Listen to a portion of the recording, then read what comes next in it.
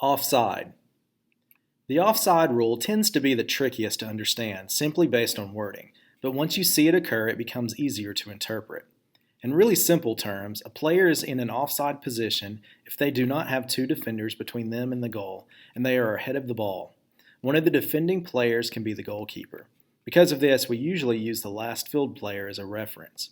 This player must be on the opponent's half of the field or inside the build-out line for U8 and U10 ages. U6 will not play with the offside rule.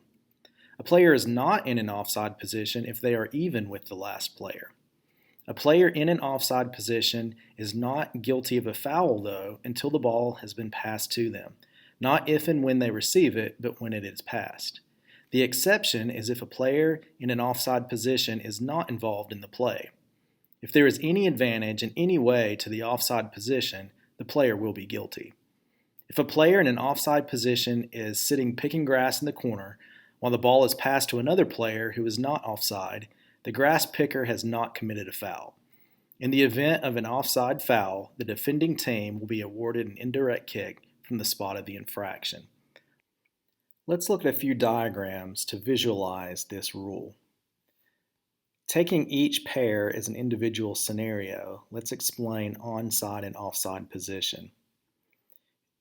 On the far left, the attacking player in blue is ahead of the ball, but they are not behind the last defender, so therefore they are considered onside.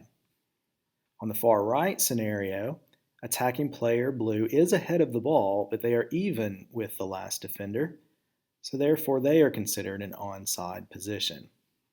In the center scenario, attacking player blue is ahead of the ball and also behind the last defender, not including the goalkeeper. Therefore, they are considered in an offside position.